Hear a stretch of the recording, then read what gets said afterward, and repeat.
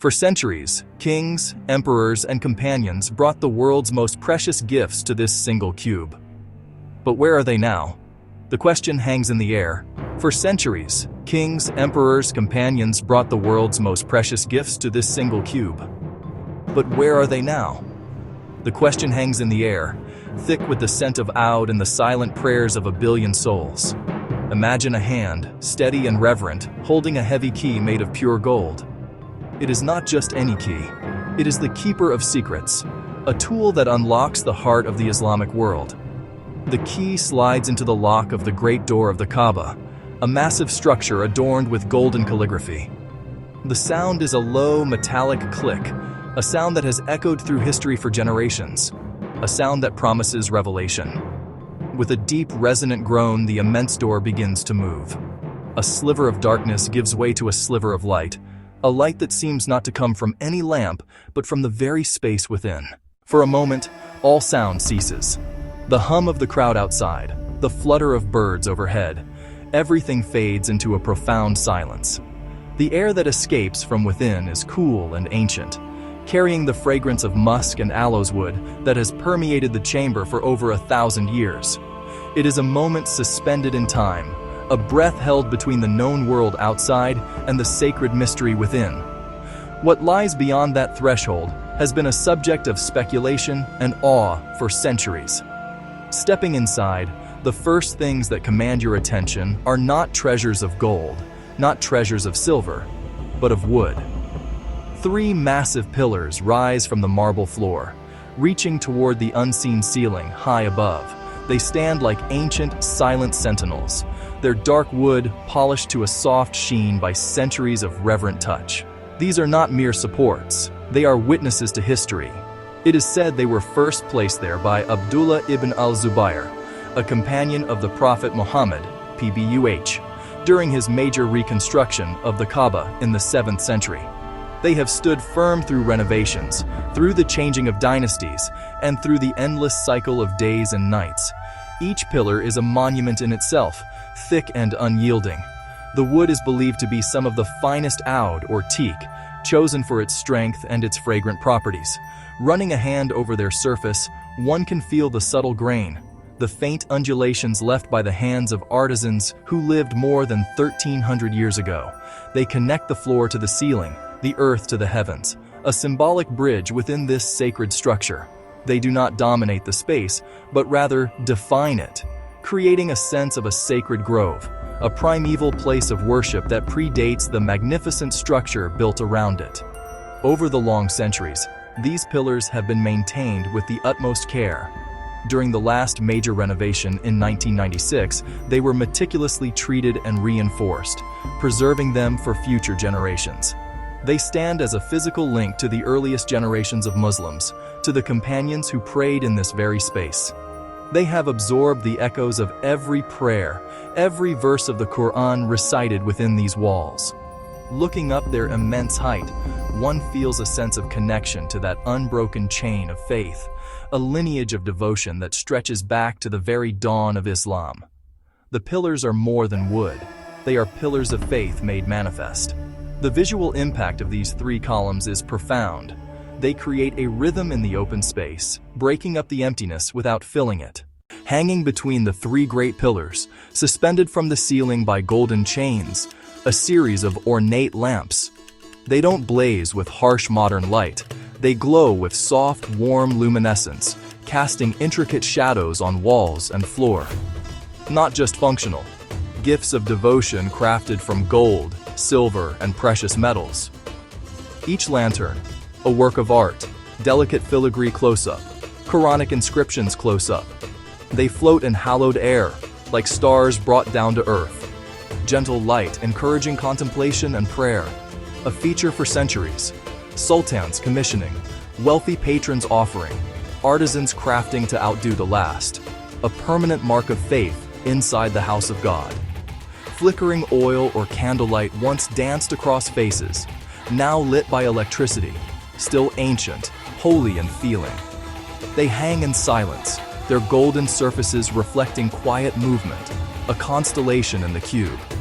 Craftsmanship, traditional lantern shapes, elaborate forms, crescents, and other Islamic motifs. Golden chains as art, forged links, polished detail. A tradition of patronage, physical manifestation of the light of faith. A symbolic representation of divine guidance.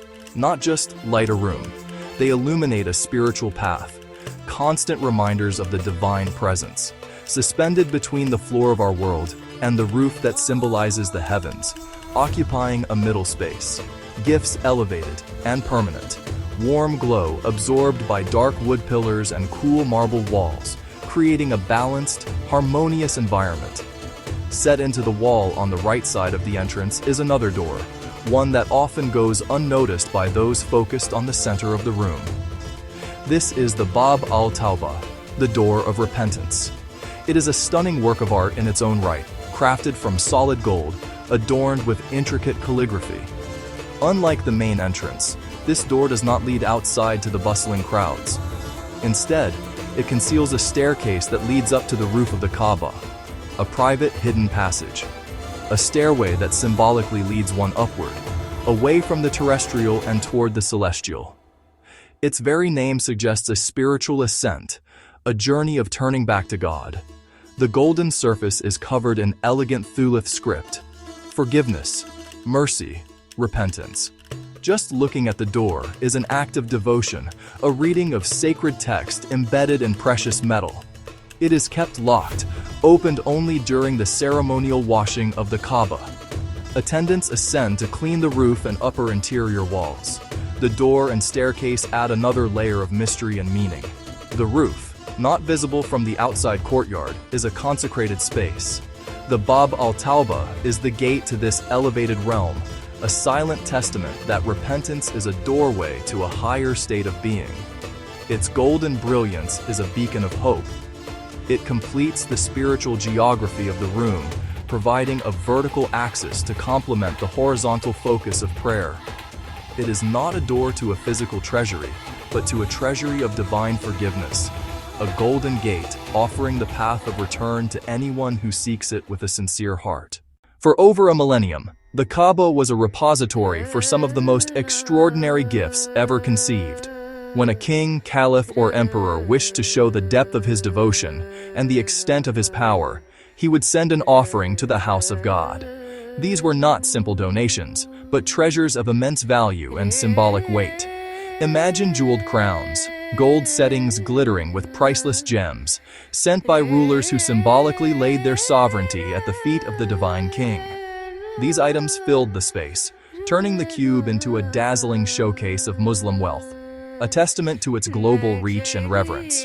The list of donors reads like a who's who of Islamic history. Abbasid caliphs in Baghdad, Fatimid rulers in Cairo, Ottoman sultans in Istanbul, Mughal emperors in India. Even companions of the Prophet, peace be upon him, presented gifts.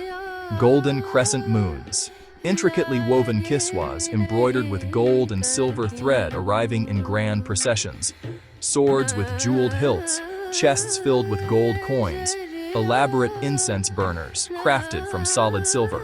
The air would have been thick with the finest perfumes, a glimpse of paradise on earth.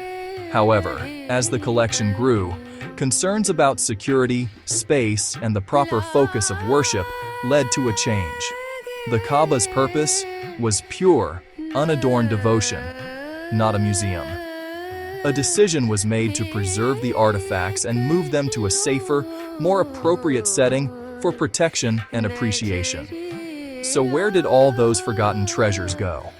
Today, these incredible artifacts are housed in the exhibition of the Two Holy Mosques, a museum located near the Grand Mosque in Makkah. Here, behind climate-controlled glass, the material history of the Kaaba is on display for pilgrims and visitors. The objects are no longer in their original context, but they have been given a new purpose: to educate and inspire. You can see the magnificent doors that once graced the entrance, replaced over the centuries as new patrons offered even more splendid versions. Towering minarets, intricate wooden pulpits, and sections of the old wall of the Grand Mosque itself. The collection is a stunning testament to the skill of Muslim artisans throughout history. Among the most significant items are the historical kiswas, the black silk coverings of the Kaaba. Visitors can get up close to the intricate gold and silver embroidery, verses woven with painstaking care. Seeing their scale and beauty gives new appreciation for producing a new one each year. The exhibition allows a level of detail and proximity impossible when viewing the kiswa on the Kaaba itself. By moving these treasures to a museum, the authorities honored both history and faith. They affirmed that the Kaaba's true value is not in worldly treasures, but in its spiritual significance as an empty house, a focal point for prayer. The exhibition honors the material gifts without letting them clutter the sacred space, preserving legacy while restoring the interior to minimalist, powerful simplicity, ready to receive the most valuable thing of all, the prayers of the faithful. Among the most fascinating artifacts connected to the Kaaba are its keys. For over 1,400 years, the honor of holding the key has been entrusted to a single family, the Bani Shayba. After the conquest of Makkah in 630, the Prophet took the key and returned it to the same family, declaring their guardianship for all time. Keys changed over centuries: iron, silver, gold, often inscribed with the ruling sultan's name and Quranic verses. Many are preserved in Makkah and museums around the world, like Topkapi Palace in Istanbul. The key represents authority, access, and guardianship, a trust that transcends politics and time. The transfer from one generation to the next continues a sacred duty. The most important treasures are not always gold or jewels, but traditions, responsibilities, and trusts faithfully passed down. During the 1996 renovation, workers made a discovery that thrilled the Muslim world. They uncovered the original retaining wall, stones believed to have been laid by the Prophet Ibrahim and his son Ismail. Distinct stones, greenish in hue, shaped like the hump of a camel, interlocking without mortar, enduring for millennia. A direct link to the Quranic account, a moment where faith and physical evidence converged. They were left in place, with modern reinforcements built around them, a hidden secret beneath the marble floor. What is the true treasure of this sacred house? It is not the gold, nor the ancient pillars, nor the crowns now in a museum. The real treasure is the endless river of prayer that flows toward it from every corner of the globe. The treasures of the Kaaba are the countless prostrations, the tears of repentance, and the unified chorus of Allahu Akbar. The eternal, unseen treasure of the house of God is faith itself. The greatest gifts were never made of gold. They were made of faith.